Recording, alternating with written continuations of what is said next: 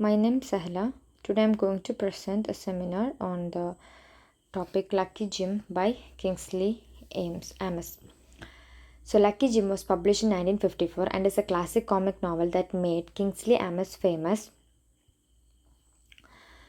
Also, the novel belongs to the tradition of satire, where humor is used to criticize and expose the absurdities of modern life, especially in universities and society. It belongs to the post war period in Britain and connects to the group of writers known as the Angry Young Men. Their works express dissatisfaction with class structures and academic pretensions. The novel's tone is both humorous and realistic. About the author Kingsley Amis was a British novelist, poet, and critic who became one of the most influential post war writers. His debut novel, Lucky Jim, immediately brought him recognition and remains his best known work. Amis' writing style is satirical and witty, often attacking the pretensions of academics and elites. He belonged to the post war literary movement in Britain, capturing the frustration of young people who were tired of outdated class system. His later works also earned acclaim, including The Old Devils, which won the Booker Prize in 1986. Importantly, Amis was also the father of Martin Amis, another celebrated novelist, which makes his family a unique literary legacy. Social class and satire. One of the strongest features of Lucky Jim is its satire on social class. Amis mocks the upper class pretensions and snobbery that dominate university life. The main character, Jim Dixon, comes from a lower middle class background, constantly struggles to survive in the world of arrogant professors and self important intellectuals. Novel exposes how culture is often used as a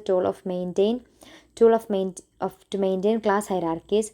By showing Jim's frustration with the elite, Amis reflects the social changes of post-war Britain, where mobility and equality were becoming important. This satire makes the novel both funny and critical at the same time.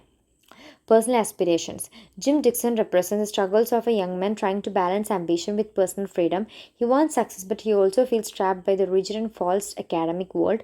His repeated failures to fit in and his clumsy attempts to impress his superiors create much of the novel's comedy, yet behind the humor is a deeper theme, the tension between the individual dreams and society's expectation.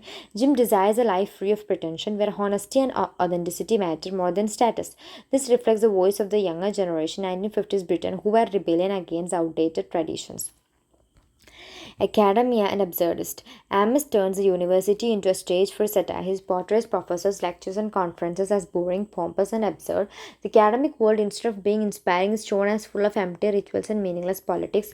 Jim's hatred of articulture and pretentious talk becomes the reader's laugher because Amis exaggerates the ridiculousness of these events. For example, academic essays and culture conferences are mocked as pointless performance. Through this, Amis criticizes not only universities but also the larger absurdities of modern life, where form often matters more than substances. To my conclusion, Lucky Jim is more than a comic novel. It's a sharp satire of social class, personal ambition, and academic absurdities. Kingsley Amis used humor as his weapon to reveal truth about society and to challenge empty traditions. The novel belongs to the angry young men movement and remains relevant even today, as many people still feel frustrated with social hierarchies and pretentious academic systems. By mixing laughter with critique, Amis created a timeless work of modern British literature. That's all for today. Thank you.